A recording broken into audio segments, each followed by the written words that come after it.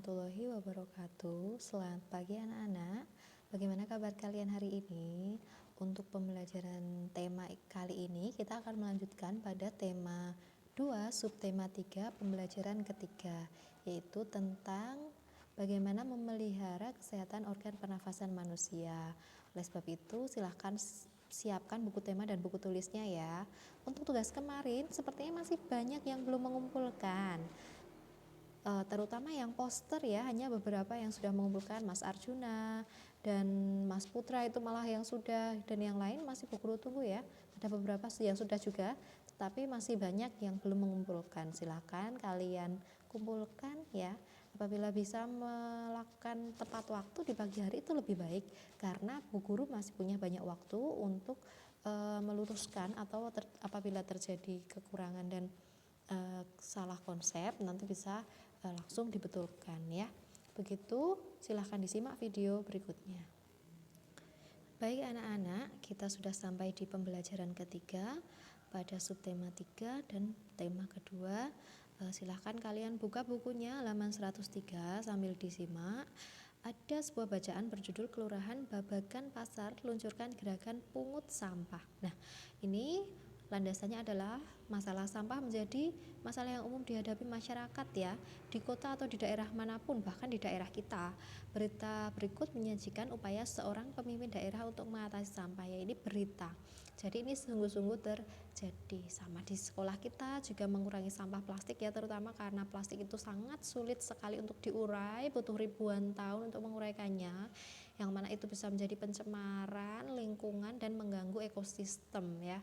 Maka di sekolah kita juga sudah ada gerakan mengurangi plastik, maka digunakan tempat minum dan alat makan sendiri ya. Masih ingat kan anak-anak waktu kalian masih pergi ke sekolah? Nah, kita akan baca bersama-sama ya. Kelurahan Babakan Pasar luncurkan gerakan pungut sampah. Agar masyarakatnya sadar dengan kebersihan lingkungan, terutama masalah sampah, Kelurahan Babakan Pasar mengajak warganya dalam gerakan pungut sampah atau GPS.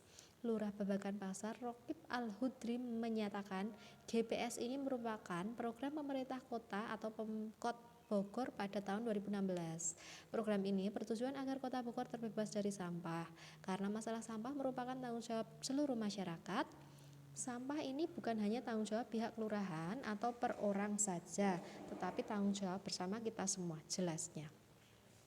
Rocky berharap kedepannya warga Babakan Pasar lebih peduli lagi dengan sampah yang selama ini selalu berserakan, sehingga wilayah Babakan Pasar terbebas dari sampah. Kalau sampah ini sudah tertata dengan baik, selain indah dipandang, maka warga masyarakat pun akan terhindar dari penyakit, pungkasnya. Nah, ada beberapa pertanyaan terkait bacaan di atas. Yang pertama, di mana lokasi daerah pada berita tersebut? Di Kelurahan Babakan Pasar ya. Kemudian apa masalah yang dihadapi? Masalah yang dihadapi adalah banyaknya sampah yang mencemari lingkungan Kelurahan Babakan Pasar. Bagaimana penyelesaian yang diambil oleh pemerintah kota tersebut? Yaitu dengan mengadakan GPS atau gerakan pungut sampah. Mengapa semua masyarakat bertanggung jawab atas masalah sampah? Karena sampah menjadi tanggung jawab bersama ya. Masyarakat itu turut sebagai orang yang bertanggung jawab menjaga lingkungannya, karena kita sebagai masyarakat pastinya kita mengambil banyak manfaat dari lingkungan dan juga kita tergantung dengan lingkungan, apalagi yang memanfaatkan sumber daya alam. Nah, kelangsungan itu harus kita jaga sampai berpuluh-puluh tahun kemudian, sampai anak cucu kita, sampai kalian itu besok ketika sudah dewasa itu bisa menikmati apa yang sekarang bisa kita nikmati bersama ya. Karena apabila banyak pencemaran lingkungan, maka kelestarian alam yang akan terancam ya. Seperti itu. Hubungannya dengan apa? Hubungannya ketika banyak sampah mencemari lingkungan, misalnya tanah, salah satu contoh kecilnya. Banyak sampah di tanah ya, tapi sampahnya itu sampah anorganik atau bukan organik. Kalau sampah organik bisa malah menyuburkan tanah. Tetapi ketika di dalam tanah itu banyak sampah anorganik yang tidak bisa diurai, maka kesuburan tanah pun juga akan terganggu. Tanahnya menjadi tidak subur lagi, ditanami tumbuhannya tidak bisa berkembang dan tidak bisa tumbuh di situ. Nah, itulah yang menjadikan masyarakat itu bertanggung jawab, ya, karena masyarakat juga yang mengotori lingkungan, maka ya harus bertanggung jawab kan. Nah, seperti itu. Kemudian apa keuntungannya jika masalah sampah dapat teratasi dengan baik?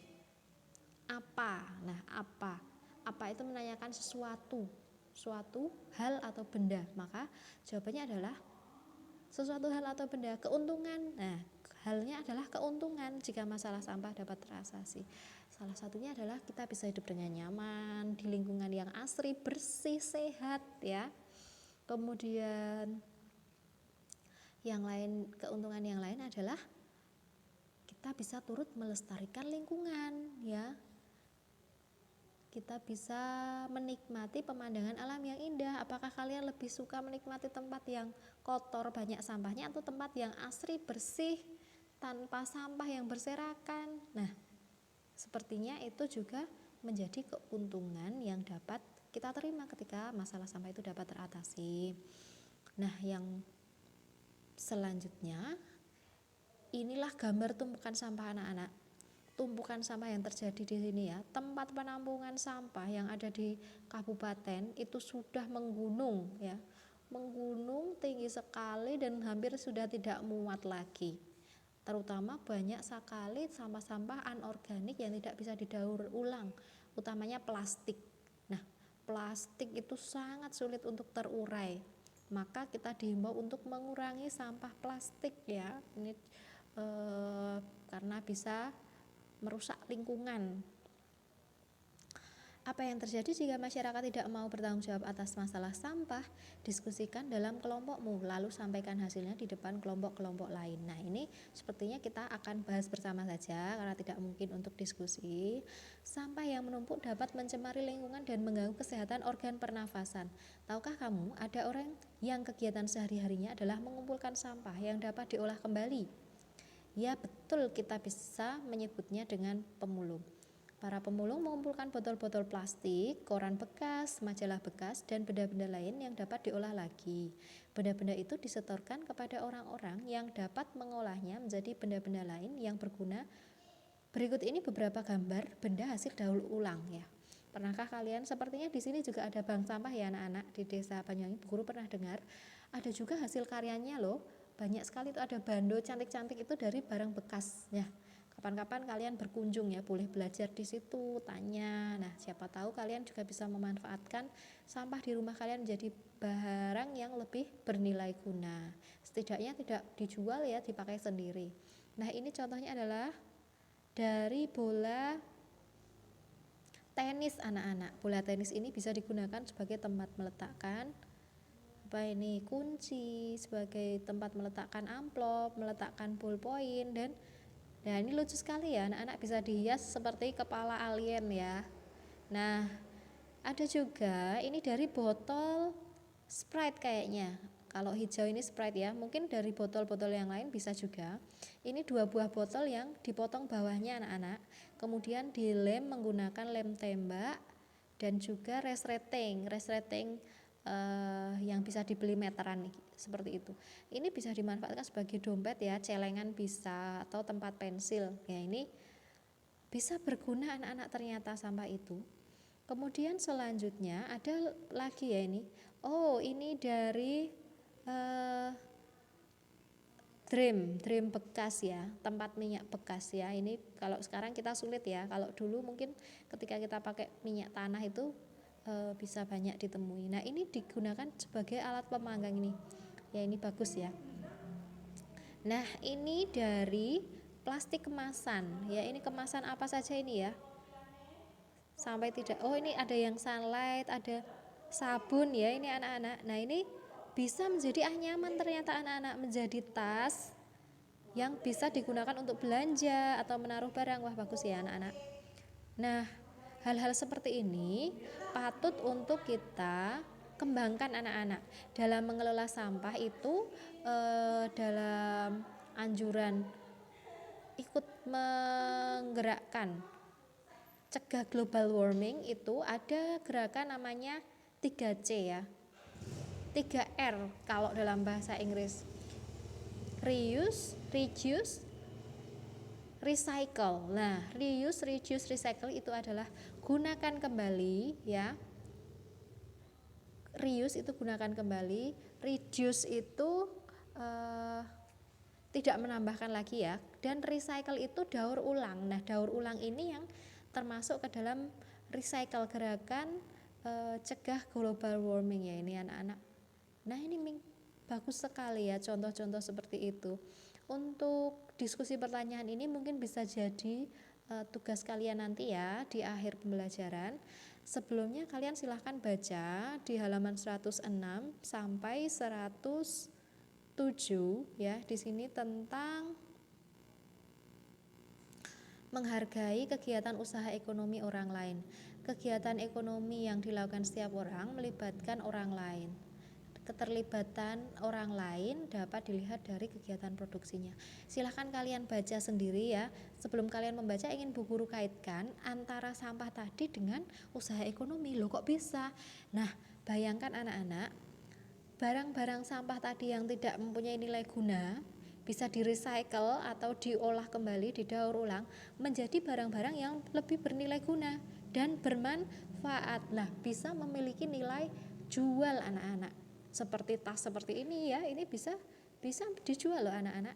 Dompet, kerajinan-kerajinan itu bisa dijual dan memiliki nilai guna yang mana bisa menjadi sumber penghasilan atau kegiatan usaha ekonomi. Silahkan kalian buka halaman 106, 107 dibaca, bacaan dalam kotak kuning supaya lebih paham kembali.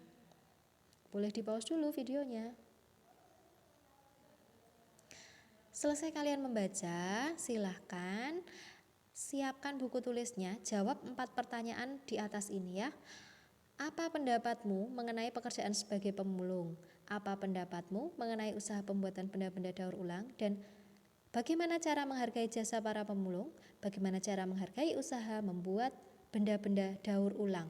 Silahkan anak-anak jawab pertanyaan tadi di buku kalian. Nah, terakhir ada 5 ya, berarti 4 sekarang tambah 1. Apa akibatnya jika tidak menghargai kegiatan orang lain dalam usaha ekonomi? Itu yang dapat Bu Guru sampaikan ya anak-anak. Tugasnya ada menjawab pertanyaan 5 pertanyaan. Baik, apakah sudah jelas anak-anak? Silahkan untuk pembelajaran hari ini ada tugas menjawab 5 pertanyaan terkait dengan usaha ekonomi dan juga tentang profesi sebagai pemulung. Jangan lupa dikerjakan di buku tulisnya karena hanya 5 soal, mudah sekali dan Bu Guru tunggu. Silahkan kirimkan secara japri dan kalau bisa pagi ini supaya bisa segera diberikan nilai dan apabila ada jawaban yang kurang tepat bisa segera diperbaiki. Begitu, Bu Guru akhiri. Wassalamualaikum warahmatullahi wabarakatuh. Selamat pagi.